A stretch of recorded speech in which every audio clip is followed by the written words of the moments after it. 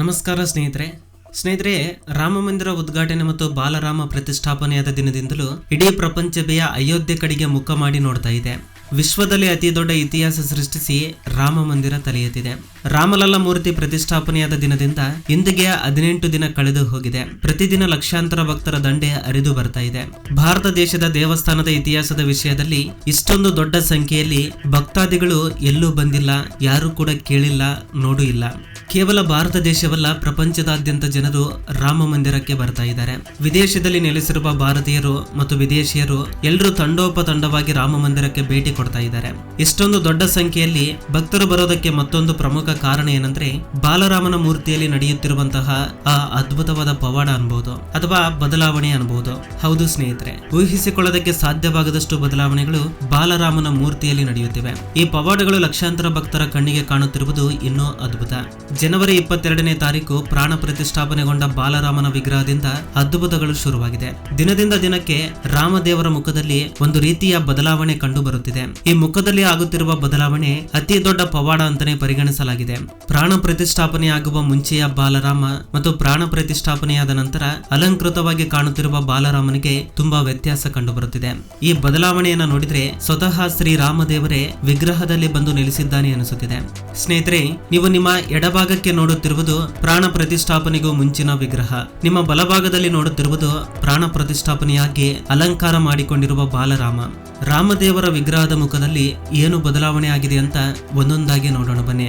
ಒಂದೇ ಸಲ ಎರಡು ಚಿತ್ರವನ್ನ ತಕ್ಷಣ ನೋಡಿದಾಗ ಏನೋ ಬದಲಾವಣೆ ಆಗಿದೆ ಅಂತ ಖಂಡಿತವಾಗ್ಲೂ ಎಲ್ರಿಗೂ ಗೊತ್ತಾಗುತ್ತೆ. ಸೂಕ್ಷ್ಮವಾಗಿ ಗಮನಿಸಿದ್ರೆ ಸಣ್ಣ ಸಣ್ಣ ಡೀಟೇಲ್ಸ್ ಗಳು ಕೂಡ ಗಮನಕ್ಕೆ ಬರ್ತವೆ. ಈ ಎರಡೂ ಚಿತ್ರದ ಕಣ್ಣುಗಳನ್ನು ಸರಿಯಾಗಿ ಗಮನಿಸಿ. ಅಲಂಕಾರ ಆಗಿರುವ ಬಾಲರಾಮನ ಕಣ್ಣುಗಳಿಂದ ಹೊಳಪು ಹೆಚ್ಚಾಗಿ ಕಂಡು ಬರುತ್ತಿದೆ. ರಾಮದೇವರು ಖುಷಿಯಿಂದ ತಮ್ಮ ಕಣ್ಣನ್ನು ತೆರೆದು ಭಕ್ತಾದಿಗಳನ್ನ ನೋಡುತ್ತಿದ್ದಾರೆ ಅಂತ ಅನಿಸುತ್ತೆ. ಅಲಂಕಾರ ಇಲ್ಲದ ರಾಮದೇವರ ವಿಗ್ರಹದ ಕಣ್ಣಿಗಿಂತ ಅಲಂಕಾರ ಆಗಿರುವ ರಾಮದೇವರ ವಿಗ್ರಹದಲ್ಲಿ ಅತಿ ಹೆಚ್ಚು ಹೊಳಪು ಕಾಣುತ್ತಿರುವುದು ನಿಮ್ಮ ಕಣ್ಣಾರೆ ನೋಡಬಹುದು. ಎರಡನೇ ಬದಲಾವಣೆ ಏನಪ್ಪಾ ಅಂದ್ರೆ ಎರಡೂ ವಿಗ್ರಹದ ಹಣೆ ಭಾಗವನ್ನ ಗಮನವಿಟ್ಟು ನೋಡಿ. ಅಲಂಕಾರ ಇಲ್ಲದ ವಿಗ್ರಹದಲ್ಲಿ ಹಣೆ ಭಾಗ ಸ್ವಲ್ಪ ಹುಬ್ಬಿದೆ, ಆದ್ರೆ ಅಲಂಕಾರದಲ್ಲಿರುವ ರಾಮದೇವರ ವಿಗ್ರಹದಲ್ಲಿ ಹಣೆ ಭಾಗ ನೇರವಾಗಿ ಕಂಡು ಬರುತ್ತದೆ. ಮನುಷ್ಯರಿಗೆ ಹೇಗೆ ಹಣೆ ಇರುತ್ತೋ ಅದೇ ರೀತಿ ಇದೆ. ಮೂರನೇ ಬದಲಾವಣೆ ಎರಡೂ ವಿಗ್ರಹದ ಕಣ್ಣು ಉಬ್ಬುಗಳನ್ನ ಒಂದ್ಸಲ ನೋಡಿ. ಖಂಡಿತವಾಗ್ಲೂ ನೀವೇ ಬದಲಾವಣೆಯನ್ನ ಕಂಡು ಹಿಡಿತೀರಾ.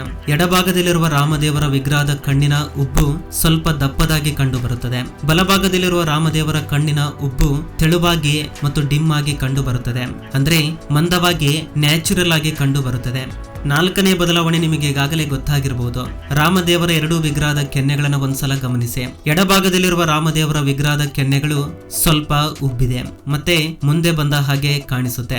ಆದ್ರೆ ಬಲಭಾಗದಲ್ಲಿರುವ ರಾಮದೇವರ ವಿಗ್ರಹದಲ್ಲಿ ಎರಡೂ ಕೆನ್ನೆಗಳು ಉಬ್ಬಿಲ್ಲ. ಎರಡೂ ಕೆನ್ನೆಯನ್ನು ನೀವು ಸರಿಯಾಗಿ ನೋಡಿ, ನಿಮಗೆ ಖಂಡಿತ ಡಿಫರೆನ್ಸ್ ಗೊತ್ತಾಗುತ್ತೆ.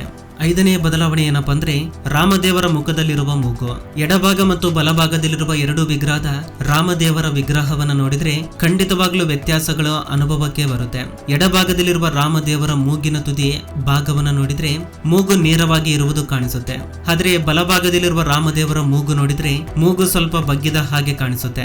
ಸೂಕ್ಷ್ಮವಾಗಿ ಮೂಗಿನ ತುದಿ ಭಾಗವನ್ನ ಗಮನಿಸಿದ್ರೆ ಈ ವ್ಯತ್ಯಾಸ ಕಾಣಿಸುತ್ತೆ. ಆರನೇ ಬದಲಾವಣೆ ಏನಪ್ಪಾ ಅಂದ್ರೆ ಒಂದ್ಸಲ ಎರಡೂ ಚಿತ್ರದ ವಿಗ್ರಹದ ಬಾಯನ್ನ ಗಮನಿಸಿ. ಎಡಭಾಗದಲ್ಲಿರುವ ರಾಮದೇವರ ವಿಗ್ರಹ ಕೂಡ ನಗುತ್ತಾ ಇದೆ. ಬಲಭಾಗದಲ್ಲಿರುವ ಅಲಂಕಾರ ಮಾಡಿಕೊಂಡಿರುವ ರಾಮದೇವರ ವಿಗ್ರಹ ಕೂಡ ನಗುತ್ತಾ ಇದೆ. ಆದ್ರೆ ಅಲಂಕಾರದಲ್ಲಿರುವ ವಿಗ್ರಹ ಸ್ವಲ್ಪ ಹೆಚ್ಚಾಗಿ ನಗುತ್ತಾ ಇರುವ ರೀತಿ ಕಂಡು ಬರುತ್ತದೆ. ಭಕ್ತರ ಜೊತೆಗೆ ರಾಮಲಲ್ಲ ತುಂಬಾ ಖುಷಿಯಿಂದ ಮಾತನಾಡುತ್ತಾ ನಗುತ್ತಾ ಇರುವ ಹಾಗೆ ಕಾಣಿಸುತ್ತೆ. ದೇವಸ್ಥಾನಕ್ಕೆ ಭೇಟಿ ಕೊಡುತ್ತಿರುವ ಲಕ್ಷಾಂತರ ಜನರ ಭಕ್ತಾದಿಗಳು ಈ ಬದಲಾವಣೆಯನ್ನ ತಮ್ಮ ಕಣ್ಣಾರೆ ನೋಡಿ ಖುಷಿಯಿಂದ ಭಾವುಕರಾಗುತ್ತಿದ್ದಾರೆ. ಈ ಬದಲಾವಣೆಗಳ ಬಗ್ಗೆ ದೊಡ್ಡ ದೊಡ್ಡ ವಿಜ್ಞಾನಿಗಳು, ಪಂಡಿತರು ಹೇಳೋ ಪ್ರಕಾರ ಬಾಲರಾಮ ದೇವರ ಪ್ರತಿಷ್ಠಾಪನೆಯಾಗಿ ಅಲಂಕಾರ ಆದ್ಮೇಲೆ ದೇವರ ರೂಪವಾದ ಒಂದು ಶಕ್ತಿ ಮೂರ್ತಿ ಒಳಗಡೆ ಬಂದಿದೆ. ಈ ಶಕ್ತಿಯಿಂದಲೇ ಈ ರೀತಿಯ ಬದಲಾವಣೆಗಳು ಗೋಚರ ಆಗುತ್ತಿದೆ ಅಂತ ಹೇಳ್ತಾರೆ. ರಾಮಲಲ್ಲ ಮೂರ್ತಿಯನ್ನ ಕೆತ್ತನೆ ಮಾಡಿದ ನಮ್ಮ ಕರ್ನಾಟಕದ ಅರುಣ್ ಯೋಗಿರಾಜ್ ಅವರು ಒಂದು ಟಿವಿ ಸಂದರ್ಶನದಲ್ಲಿ ಈ ರೀತಿ ಹೇಳ್ತಾರೆ. ಪ್ರಭು ಶ್ರೀರಾಮದೇವರು ಪ್ರಾಣ ಪ್ರತಿಷ್ಠಾಪನೆಯಾದ ನಂತರ ಮುಖದಲ್ಲಿ ತೇಜಸ್ಸು ಹೆಚ್ಚಾಗಿ ಬದಲಾವಣೆ ಆಗಿದೆ. ಇದಕ್ಕೆ ಆ ದೇವರ ಪವಾಡವೇ ಕಾರಣ. ದೇವರು ಹೊಸ ರೂಪವನ್ನ ಸೃಷ್ಟಿ ಮಾಡಿಕೊಳ್ತಾ ಇರಬಹುದು ಅಂತ ಹೇಳ್ತಾರೆ. ಸ್ನೇಹಿತರೆ, ಪ್ರತಿದಿನ ಅಯೋಧ್ಯೆ ರಾಮ ಮಂದಿರಕ್ಕೆ ಹರಿದು ಬರ್ತಾ ಇರುವ ಭಕ್ತಾದಿಗಳ ಸಂಖ್ಯೆ 3 ಲಕ್ಷಕ್ಕೆ ದಾಟಿದೆ. ಇದರಿಂದ ಹೊಸ ದಾಖಲೆಯನ್ನ ಸೃಷ್ಟಿ ಮಾಡ್ತಾ ಇದೆ. ಇನ್ನು ಮುಂಬರುವ ದಿನಗಳಲ್ಲಿ ಪ್ರತಿದಿನ ದೇವಸ್ಥಾನಕ್ಕೆ ಬರುವವರ ಸಂಖ್ಯೆ 4 ಲಕ್ಷ ದಾಟಿದ್ರೂ ಅಚ್ಚರಿ ಇಲ್ಲ ಅಂತ ಹೇಳ್ತಾ ಇದ್ದಾರೆ. ಒಂದು ಸರ್ವೆ ಹೇಳಿರುವ ಪ್ರಕಾರ ಅಯೋಧ್ಯೆ ರಾಮ ಮಂದಿರಕ್ಕೆ ವಾರ್ಷಿಕವಾಗಿ ಸರಿಸುಮಾರು 5 ಕೋಟಿ ಜನ ಭಕ್ತಾದಿಗಳು ಬರುವ ನಿರೀಕ್ಷೆ ಇದೆ ಅಂತೆ. ನಮ್ಮ ದೇಶದಲ್ಲಿ ಭಕ್ತಾದಿಗಳು ಅತಿ ಹೆಚ್ಚು ಜನ ಭೇಟಿ ಕೊಡುವ ದೇವಸ್ಥಾನಗಳು ಒಂದು ತಿರುಪತಿ, ಮತ್ತೊಂದು ವೈಷ್ಣವ ದೇವಿ ದೇವಸ್ಥಾನ. ಈ ದಾಖಲೆಗಳನ್ನ ಹಿಂದಿಕ್ಕುವ ಸಾಧ್ಯತೆ ಅಯೋಧ್ಯೆ ರಾಮ ಮಂದಿರಕ್ಕೆ ಇದೆ ಎಂದು ಹೇಳ್ತಾ ಇದ್ದಾರೆ. ರಾಮ ಮಂದಿರದಿಂದ ಉತ್ತರ ಪ್ರದೇಶ ರಾಜ್ಯ ಮತ್ತು ಅಯೋಧ್ಯೆ ನಗರ ಅತಿ ಹೆಚ್ಚು ಅಭಿವೃದ್ಧಿ ಹೊಂದುತ್ತೆ. ಈಗಾಗಲೇ ಅಯೋಧ್ಯೆ ನಗರದಲ್ಲಿ ಬರುವ ಭಕ್ತಾದಿಗಳಿಗೆ ಉಳಿದುಕೊಳ್ಳಲು ಸಾವಿರಾರು ಹೋಟೆಲ್ಗಳ ನಿರ್ಮಾಣ ಕಾರ್ಯ ಆರಂಭ ಆಗಿದೆ. ಇದರಿಂದ ಲಕ್ಷಾಂತರ ಮಂದಿಗೆ ಉದ್ಯೋಗ ಕೂಡ ಸಿಗುತ್ತೆ. ಇದರ ಜೊತೆಗೆ ಉತ್ತರ ಪ್ರದೇಶದ ಪ್ರವಾಸೋದ್ಯಮ ಕೂಡ ಬೆಳೆಯುತ್ತೆ.